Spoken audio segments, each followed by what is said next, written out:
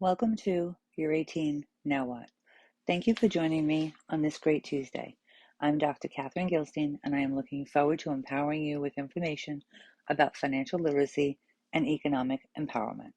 I will continue to post on the second and fourth Tuesday of the month, but I thought I would add to my podcasts. So every once in a while, I will be adding an extra podcast in between that second and fourth Tuesday of the month. I have connected with my audience really well, and I'm so grateful. With the interviews that I am conducting and providing for you, although they are very informative and I love doing them, I don't want to lose the connection that I have with the audience right now. So I will likely post an interview during one week and then the next week discussing all things related to finance and economic empowerment. I do have a list of guest speakers lined up throughout the summer, so we will definitely be getting you that valuable information. So definitely keep following. Thank you all for listening, liking, sharing, and most important, subscribing to my podcast. I do have a lot of listeners, but I am trying to grow my subscriber list. So if you don't already, please hit the subscribe button and continue to share my work. You can follow on Spotify, Apple, YouTube, and other platforms. I did receive a lot of feedback about my last interview with Jim, and we discussed the 6 pillars of leadership and his book. So if you haven't listened to that episode, please do so. There is an opportunity to get a copy of his book for free as well.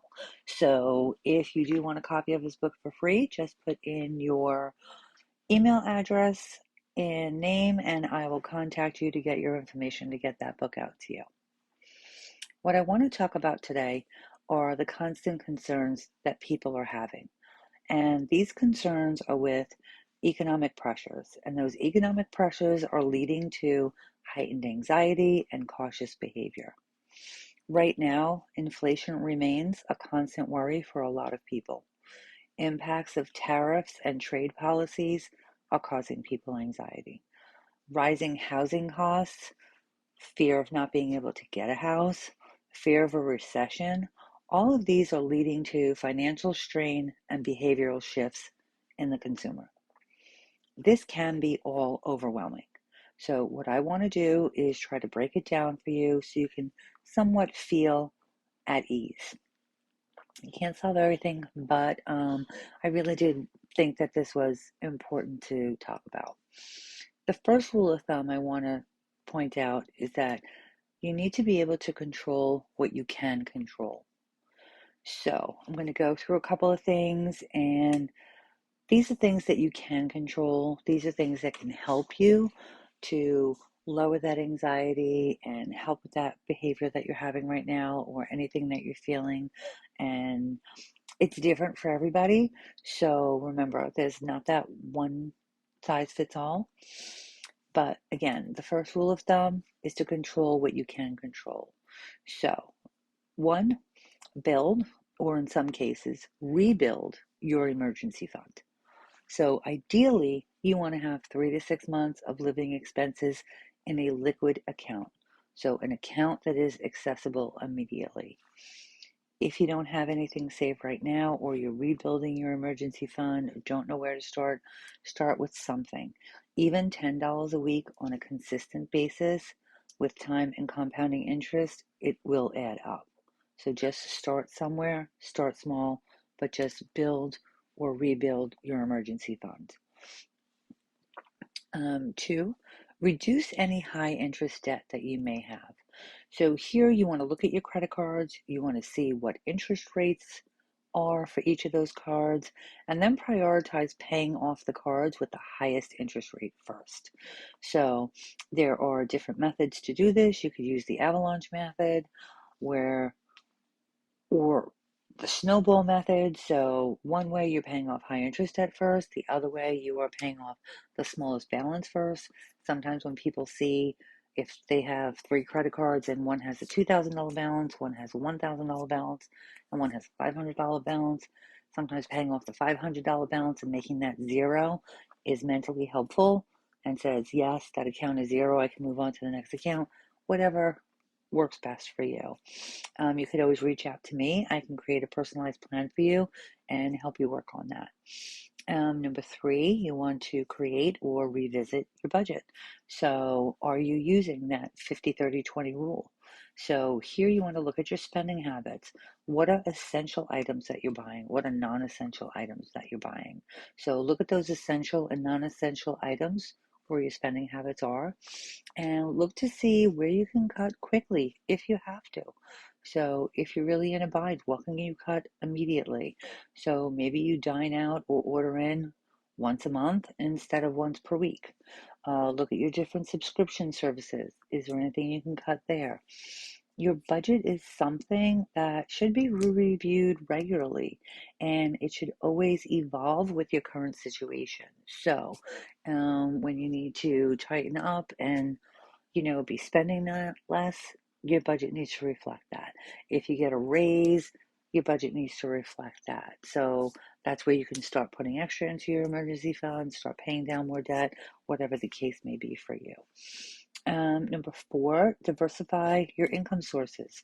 So you're working full time, you're making that salary, that's great, but are you able to do any side work? So, can you do any freelancing work? Can you do freelance writing? Can you do freelance audio? Anything like that? Can you sell stuff online? Um, for my older listeners out there, as George Carlin used to say, your shit is somebody else's stuff. So, if you have items that you no longer need, if you no longer use, consider selling them. Facebook Marketplace, eBay, other online sites. Look through your stuff. Five, let's see here. You can prepare yourself for price surges in products by gradually stocking up on things when they're on sale.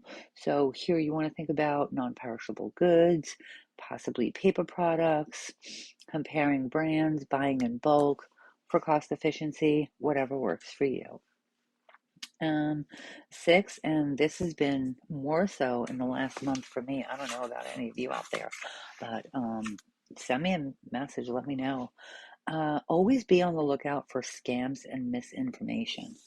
So it used to be scam mail, then it was scam phone calls, then it was scam emails, and now it's scam text messages, which are absolutely ridiculous and off the charts. Like I said, lately that's been getting a lot of scam calls, a lot of scam messages by text. Typically, do not click on links if you do not recognize where they're coming from. Stick to reputable people for information. I know a lot of banks send out correspondence to their consumers letting them know about scam things that are going on in emails and text messages and things like that. So just be on the lookout for that. The last thing, number seven, probably one of the most important. So here you want to think about how you can strengthen your mental and emotional resilience. First, I recommend avoid media and social media overload. You can easily go into a rabbit hole of listening to the news, following social media, and that can definitely increase anxiety levels. So try to avoid that social media and regular media overload. Second, prioritize sleep and eating well. If you're not eating well, if you're not sleeping well, that can really be a mood shifter. Um, Next, try to practice some stress management.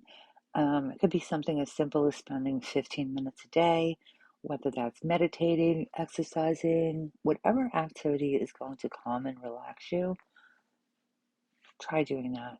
The bottom line here is to focus on what is going to bring you that long term peace of mind. If it doesn't add or multiply to your life, let it go. Remember, it's not a one size fits all for anything. It's not a one size fits all for everyone. So visit my website, set up some time with me, and I can help you create a personalized action plan based on your current situation. So no matter where you are in your career, you deserve to have representation. And I pride myself on working with people that are just starting out in their career and helping them navigate what can seem overwhelming. And I also work with people that are already settled in their career, switching jobs, whatever the case may be. If you haven't purchased my book yet, you can get a signed copy directly from my website. and it is being offered for $25 with shipping included. It is also available on Amazon, Barnes & Noble, other retailer sites. I will be putting together an audiobook version, and that should be completed this summer, so looking forward to that. And remember, it's also a great gift for anybody that you know that is graduating right now, in the next week, last week, next month. Big graduation time, big graduation gifts. Did really well last year, so thank you for that. Be open to learning, be open to listening, ask questions. What more do you want to know? Visit my website at www.you're18nowwhat.com. Drop me a line, send a message, send a question, comment. Any questions received will be responded to by either email or addressed on the next podcast. And remember, be invaluable for what you share, not what you know. See you next time on Your 18 Now What. Be sure to visit my website where you can always find the latest podcast episode to listen to, follow, share, and subscribe. Thanks for joining me. I appreciate you.